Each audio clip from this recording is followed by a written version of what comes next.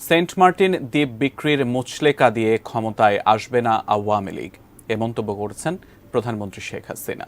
বলেছেন, এ দেশের মাটি ব্যবহার করে অন্য দেশে হামলা করতে দেব না। বাংলাদেশ নিয়ে কাউকে খেলতে দেওয়াও হবে না।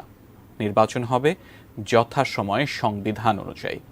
গণভবনের সংবাদ সম্মেলনে এসব বলেন প্রধানমন্ত্রী। সম্প্রতি সুইজারল্যান্ড এবং কাতার সফর করেছেন প্রধানমন্ত্রী শেখ হাসিনা।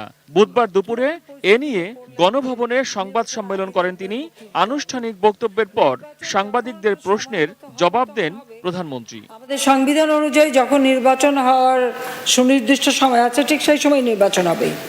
রাজনীতির মাঠে এখন সবচেয়ে আলোচিত ইস্যু নির্বাচন পদ্ধতি। যেখানে বিপরীতমুখী অবস্থানে সরকার এবং বিরোধীরা, তাহলে এর সমাধান কোথায়? প্রশ্ন ছিল প্রধানমন্ত্রীর কাছে। যে ওয়েস্টমিনিস্টার টাইপ অফ ডেমোক্রেসি, ঠিক ইংল্যান্ড এইসব জায়গায় যেরকম নির্বাচনটা হয়, ঠিক সেইভাবেই আমাদের এখানে নির্বাচন হবে।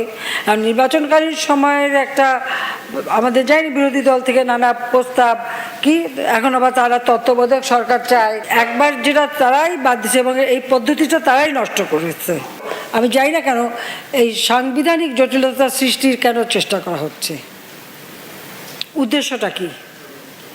তার মানে এই যে গণতান্ত্রিক ধারাটাকে নষ্ট করা। বাংলাদেশের নির্বাচন নিয়ে বাড়তি তৎপরতা যুক্তরাষ্ট্রের, কিন্তু কোন স্বার্থে তাদের এমন কর্মকাণ্ড তা নিয়ে রাজনৈতিক মহলে ধোঁয়াশা রয়েছে। তবে সংবাদ সম্মেলনে প্রধানমন্ত্রী বিষয়টি স্পষ্ট করলেন। আর এখনো যদি ওই বলি যে না, ওই সেন্ট মার্টিন দ্বীপ বা আমাদের দেশ কাউকে লিজ দেব, তাহলে আমার ক্ষমতা থাকার কোনো অসুবিধা নেই, আমি জানি সেটা। কিন্তু আমার দ্বারা সেটা হবে না। আমার দেশের মানুষকে ভাগ্য নিয়ে আমি কাউকে খেলতে দেব না।